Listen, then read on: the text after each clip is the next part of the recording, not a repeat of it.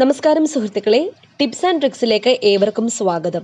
നമ്മളിന്ന് ഡിസ്കസ് ചെയ്യാൻ പോകുന്നത് 10th ലെവൽ പ്രിലിമിനറി എക്സാമിൻ്റെ സിലബസിൽ പറഞ്ഞിരിക്കുന്ന ഇന്ത്യയുടെ ഭൂമിശാസ്ത്രപരമായ സവിശേഷതകൾ, അതിർത്തികളും അതിരുകളും, ഊർജ മേഖലയിലെയും ഗതാഗത വാർത്താവിനിമയ മേഖലയിലെ ആ രണ്ടാമത്തെ ടോപ്പിക് ഉണ്ട്, രണ്ടാമത്തെ മൊഡ്യൂളായിട്ട് നമുക്ക് തിരിച്ചു കഴിഞ്ഞാൽ രണ്ടാമത്തെ ടോപ്പിക്, അതിലെ ക്വസ്റ്റ്യൻസ് ആണ് ഞാൻ ഇന്ന് ഡിസ്കസ് ചെയ്യാൻ പോകുന്നത്. PSC ബുള്ളറ്റിനിൽ പ്രസിദ്ധീകരിച്ച ഇമ്പോർട്ടൻ്റ് ആയിട്ടുള്ള ചോദ്യങ്ങളാണ്. അപ്പോൾ എല്ലാവർക്കും വീഡിയോയിലേക്ക് സ്വാഗതം.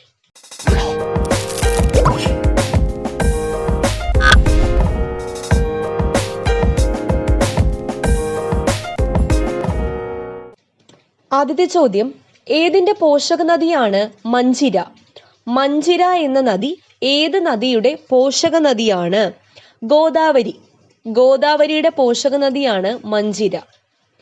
രാജീവ് ഗാന്ധി ദേശീയോദ്യാനം ഏത് സംസ്ഥാനത്തിലാണ്? രാജീവ് ഗാന്ധി ദേശീയോദ്യാനം ഏത് സംസ്ഥാനത്തിലാണ് സ്ഥിതി ചെയ്യുന്നത്? കർണാടക. കർണാടകയിലാണ് രാജീവ് ഗാന്ധി ദേശീയോദ്യാനം സ്ഥിതി ചെയ്യുന്നത്. കർണാടക സംസ്ഥാനത്തെ നാഗർഹോളിലാണ് രാജീവ് ഗാന്ധി ദേശീയോദ്യാനം. അടുത്ത ചോദ്യം, ഇന്ത്യയിലെ ഏറ്റവും കൂടുതൽ ഗോതമ്പ് ഉൽപ്പാദിപ്പിക്കുന്ന സംസ്ഥാനം ഏതാണ്? ഇന്ത്യയിലെ ഏറ്റവും കൂടുതൽ ഗോതമ്പ് ഉൽപ്പാദിപ്പിക്കുന്നത് എവിടെയാണ്? ഉത്തർപ്രദേശ്. പഞ്ചസാര ഉൽപ്പാദിപ്പിക്കുന്നതും എവിടെയാണ്? ഉത്തർപ്രദേശിലാണ്. ഗോതമ്പ് ഏറ്റവും കൂടുതൽ ഉൽപ്പാദിപ്പിക്കുന്നതും എവിടെയാണ്? ഉത്തർപ്രദേശിലാണ്.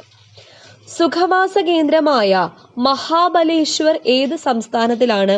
സുഖവാസ കേന്ദ്രമായ മഹാബലേശ്വർ മഹാരാഷ്ട്രയിലാണ് സ്ഥിതി ചെയ്യുന്നത്. ലിബുലെ ചുരം ഏത് സംസ്ഥാനത്തിലാണ് സ്ഥിതി ചെയ്യുന്നത്?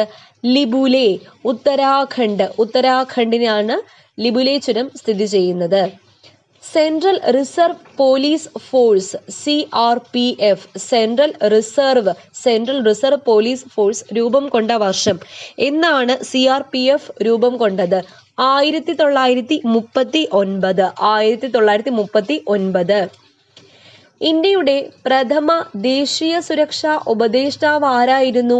ഇന്ത്യയുടെ പ്രഥമ ദേശീയ സുരക്ഷാ ഉപദേഷ്ടാവ് ആരായിരുന്നു? ബ്രജേഷ് മിശ്രയായിരുന്നു. ആർട്ടിക് പ്രദേശത്ത് ഇന്ത്യ സ്ഥാപിച്ച ആദ്യ ഗവേഷണ കേന്ദ്രമായ ഹിമാദ്രി ഉദ്ഘാടനം ചെയ്യപ്പെട്ട വർഷം? ആർട്ടിക് റീജിയണിൽ ഇന്ത്യ സ്ഥാപിച്ച പ്രധാന ഗവേഷണ കേന്ദ്രമായ ഹിമാദ്രി എന്നാണ് ഉദ്ഘാടനം ചെയ്യപ്പെട്ടത്? 2008. പാർലമെന്റിന്റെ ഒരു ആക്ട് പ്രകാരം പ്രസ് കൗൺസിൽ ഓഫ് ഇന്ത്യ രൂപവത്കൃതമായ വർഷം? പാർലമെന്റിന്റെ ഒരു ആക്ട് പ്രകാരം പ്രസ് കൗൺസിൽ ഓഫ് ഇന്ത്യ എന്നാണ് രൂപവത്കൃതമായത്? 1965. 1965. ഓഡിറ്റ് ബ്യൂറോ ഓഫ് സർക്കുലേഷൻ സ്ഥാപിതമായ വർഷം? എന്നാണ് ഓഡിറ്റ് ബ്യൂറോ ഓഫ് സർക്കുലേഷൻ സ്ഥാപിതമായത്? 1948. 1948 ഓഡിറ്റ് ബ്യൂറോ ഓഫ് സർക്കുലേഷൻ സ്ഥാപിതമായത്. ഖുദാബക്ഷ് ഓറിയന്റൽ പബ്ലിക് ലൈബ്രറി എവിടെയാണ് സ്ഥിതി ചെയ്യുന്നത്? ഖുദാബക്ഷ് ഓറിയന്റൽ പബ്ലിക് ലൈബ്രറി എവിടെയാണ് സ്ഥിതി ചെയ്യുന്നത്? പാട്നയിലാണ് സ്ഥിതി ചെയ്യുന്നത്. കേന്ദ്ര സാഹിത്യ അക്കാദമി സ്ഥാപിതമായ വർഷം? എന്നാണ് കേന്ദ്ര സാഹിത്യ അക്കാദമി സ്ഥാപിതമായത്? 1954. 1954 കേന്ദ്ര സാഹിത്യ അക്കാദമി സ്ഥാപിതമായത്. നാഷണൽ മെറ്റലർജിക്കൽ ലബോറട്ടറി എവിടെയാണ് സ്ഥിതി ചെയ്യുന്നത്? നാഷണൽ മെറ്റലർജിക്കൽ ലബോറട്ടറി എവിടെയാണ് സ്ഥിതി ചെയ്യുന്നത്? ജംഷഡ്പൂർ. എവിടെയാണ്? ജംഷഡ്പൂരിലാണ് നാഷണൽ മെറ്റലർജിക്കൽ ലബോറട്ടറി സ്ഥിതി ചെയ്യുന്നത്. ഇനി വളരെയധികം ഇമ്പോർട്ടൻ്റ് ആയിട്ടുള്ള ഖനികളും ധാതുക്കളും. അപ്പോൾ ഇത് എപ്പോഴും ചോദിക്കാറുള്ളതാണ്. കോലാർ എന്തിൻ്റെ ഖനിയാണ്? സ്വർണത്തിൻ്റെ ഖനിയാണ് കോലാർ. ഹുട്ടി സ്വർണ്ണക്കട്ടി എന്നൊക്കെ നമ്മൾ പഠിച്ചാൽ മതി. ഹുട്ടി സ്വർണം. രാമഗിരി സ്വർണം. ജാദുഗുഡ വളരെയധികം ഇമ്പോർട്ടൻ്റ് ആണ്. PSC ഒരുപാട് തവണ റിപ്പീറ്റ് ചെയ്തിട്ടുണ്ട്. ജാദുഗുഡ യുറേനിയം ഖനിയാണ്. ഖേത്രി ചെമ്പ് ഖനിയാണ്. അപ്പോൾ ഖേത്രി ചെമ്പ് ഖനി, ജാദുഗുഡ യുറേനിയം, രാമഗിരി സ്വർണം, ഹുട്ടി സ്വർണം, കോലാർ സ്വർണം. അടുത്തതായി PSC റിപ്പീറ്റ് ചെയ്യുന്ന വേറൊരു ടോപ്പിക്കാണ് തടാകങ്ങളും സംസ്ഥാനങ്ങളും. തടാകങ്ങളും അവ സ്ഥിതി ചെയ്യുന്ന സംസ്ഥാനങ്ങളുമാണ്. ചിൽക്ക തടാകം എവിടെയാണ് സ്ഥിതി ചെയ്യുന്നത്? ചിൽക്ക തടാകം ഒഡീഷയിലാണ് സ്ഥിതി ചെയ്യുന്നത്. ചിൽക്ക തടാകം ഒഡീഷ. പുലിക്കട്ട് എവിടെയാണ്? ആന്ധ്രാപ്രദേശ്, തമിഴ്നാട്. ആന്ധ്രാപ്രദേശ്, തമിഴ്നാട് രണ്ട് സംസ്ഥാനങ്ങളിലൂടെയാണ് പുലിക്കട്ട് തടാകം സ്ഥിതി ചെയ്യുന്നത്. കൊല്ലേരു എവിടെയാണ്? കൊല്ലേരു ആന്ധ്രാപ്രദേശിലെ ശുദ്ധജല തടാകമാണ് കൊല്ലേരു. ലോണാർ തടാകം മഹാരാഷ്ട്ര. സംഭാർ രാജസ്ഥാൻ. നൽ സരോവർ എവിടെയാണ്? ഗുജറാത്ത്. നൽ സരോവർ തടാകം ഗുജറാത്ത്. വേമ്പനാട് കായൽ എവിടെയാണ്? കേരളം. വൂളാർ എവിടെയാണ്? ജമ്മു കാശ്മീരിലാണ് വൂളാർ തടാകം. സുഖ്ന എവിടെയാണ്? ചണ്ഡീഗഡിലാണ് സുഖ്ന. ലോക്തക് തടാകം എവിടെയാണ്? മണിപ്പൂരിലാണ്. പുഷ്കർ തടാകം എവിടെയാണ്? രാജസ്ഥാൻ. അപ്പോൾ ഒന്നുകൂടെ ഒന്ന് റിപ്പീറ്റ് ചെയ്യാം. തടാകങ്ങളും സംസ്ഥാനങ്ങളും: ചിൽക്ക ഒഡീഷ, പുലിക്കട്ട് ആന്ധ്രാപ്രദേശ് തമിഴ്നാട്, കൊല്ലേരു ആന്ധ്രാപ്രദേശ്, ലോണാർ മഹാരാഷ്ട്ര, സംഭാർ രാജസ്ഥാൻ, നൽ സരോവർ ഗുജറാത്ത്. നൽ സരോവർ എവിടെയാണ്? ഗുജറാത്ത്. വേമ്പനാട് കേരളം, വൂളാർ ജമ്മു കാശ്മീർ, സുഖ്ന ചണ്ഡീഗഡ്, ലോക്തക് മണിപ്പൂർ, പുഷ്കർ രാജസ്ഥാൻ. ഇത്രയും തടാകങ്ങൾ ഒന്ന് ഓർത്ത് വെക്കുക. ഇതിൽ ഇമ്പോർട്ടൻ്റ് ആയിട്ടുള്ളത് ലോക്തക് വളരെയധികം ഇമ്പോർട്ടൻ്റ് ആണ്, മണിപ്പൂർ.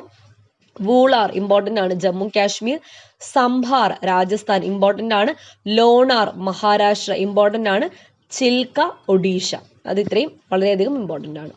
ഓക്കെ, അടുത്ത ചോദ്യത്തിലേക്ക് പോകാം. ജൈന മതസ്ഥരുടെ എണ്ണത്തിൽ 1-ാം സ്ഥാനത്തുള്ള സംസ്ഥാനം ഏത്? ജൈന മതക്കാർ ഏറ്റവും കൂടുതലുള്ളത് മഹാരാഷ്ട്രയിലാണ്. ജൈന മതക്കാർ ഏറ്റവും കൂടുതലുള്ളത് എവിടെയാണ്?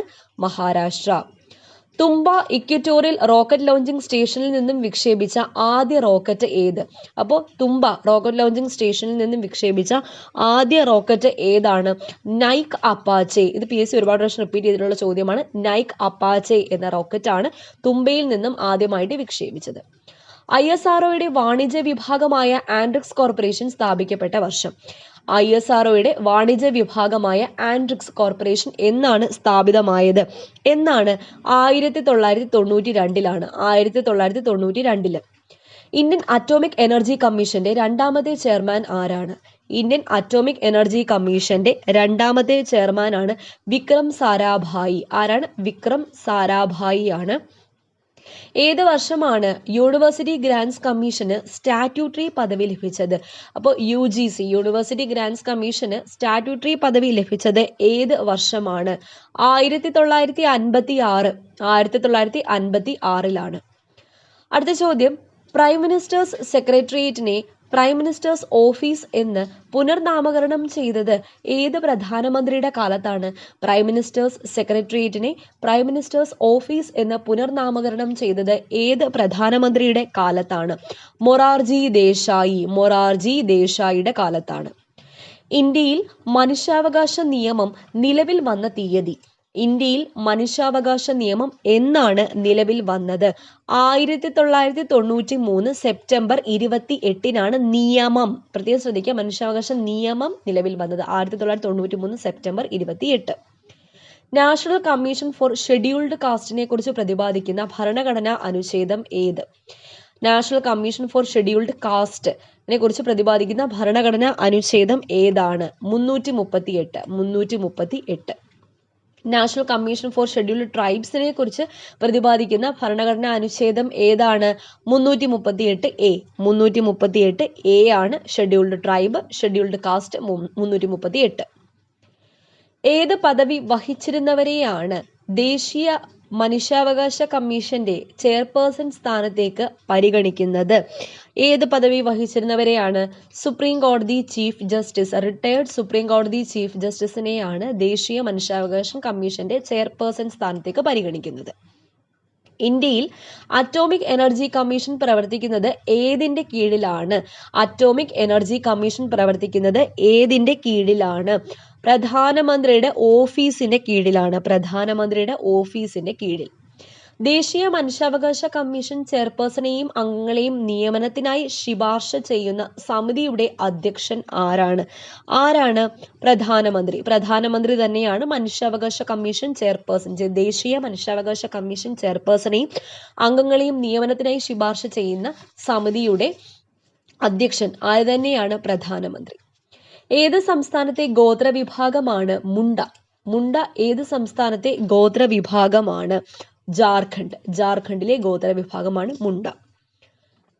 അടുത്ത ചോദ്യം, ദക്ഷിണേന്ത്യയിൽ ഏറ്റവും കൂടുതൽ മഴ ലഭിക്കുന്ന സ്ഥലങ്ങളിൽ ഒന്നായ അഗുംബെ ഏത് സംസ്ഥാനത്തിലാണ്? ദക്ഷിണേന്ത്യയിൽ ഏറ്റവും കൂടുതൽ മഴ ലഭിക്കുന്ന സ്ഥലങ്ങളിൽ ഒന്നായ അഗുംബെ ഏത് സംസ്ഥാനത്തിലാണ്?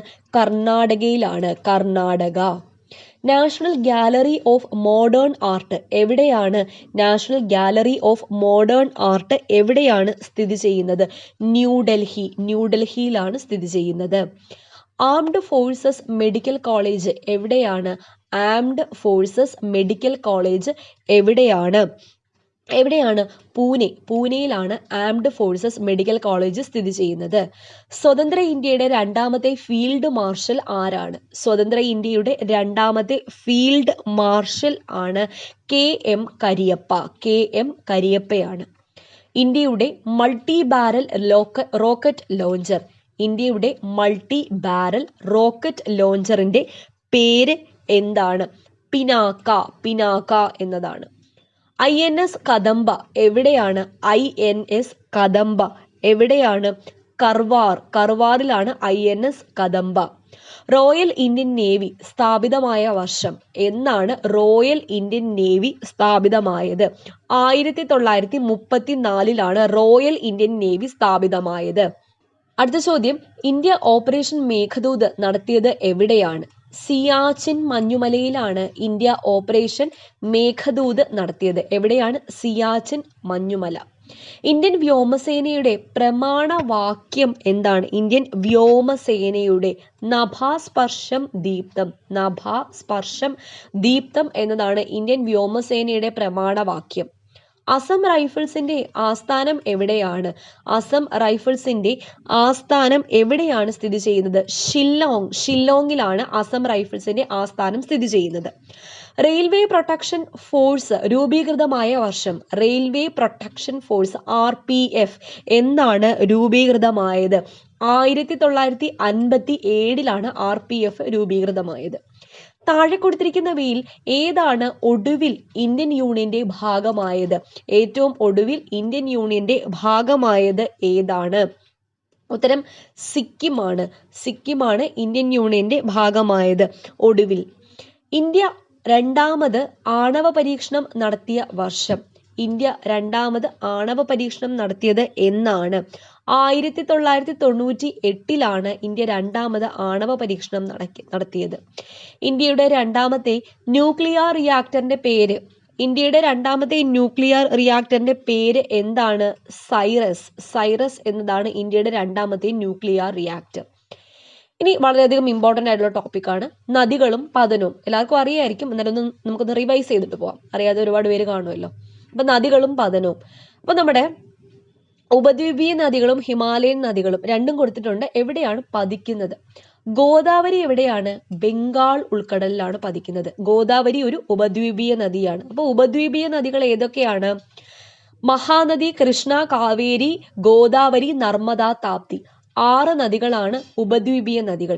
അതിൽ ഗോദാവരി, കൃഷ്ണ, കാവേരി, മഹാനദി ഈ 4 നദികളും പതിക്കുന്നത് ബംഗാൾ ഉൾക്കടലിലാണ്. എങ്ങോട്ടൊഴുകി? കിഴക്കോട്ടൊഴുകി ബംഗാൾ ഉൾക്കടലിൽ പതിക്കുന്നു. നർമ്മദയും താപ്തിയും പടിഞ്ഞാറോട്ടൊഴുകി അറബിക്കടലിലാണ് പതിക്കുന്നത്. നർമ്മദയും താപ്തിയും എവിടെയാണ് പതിക്കുന്നത്? അറബിക്കടലിലാണ് പതിക്കുന്നത്. ബ്രഹ്മപുത്ര ബംഗാൾ ഉൾക്കടലിലാണ് പതിക്കുന്നത്. ബ്രഹ്മപുത്ര ബംഗാൾ ഉൾക്കടലിലാണ് പതിക്കുന്നത്. സിന്ധുവോ അറബിക്കടലിലാണ് പതിക്കുന്നത്. ഗംഗയും ബംഗാൾ ഉൾക്കടലിലാണ് പതിക്കുന്നത്. ഓക്കെ, അപ്പോൾ ഇത്രയും ചോദ്യങ്ങളാണ് ഇന്ന് ഡിസ്കസ് ചെയ്തത്. എല്ലാവർക്കും മനസ്സിലായെന്ന് വിശ്വസിക്കുന്നു. തുടർന്നുള്ള ചോദ്യങ്ങളുമായിട്ട് ഞാൻ വീണ്ടും വരുന്നതാണ്. അപ്പോൾ ആദ്യമായിട്ട് എൻ്റെ ചാനൽ ആരെങ്കിലും കാണുന്നുണ്ടെങ്കിൽ സബ്സ്ക്രൈബ് ചെയ്യുക. വീണ്ടും കാണാം. താങ്ക്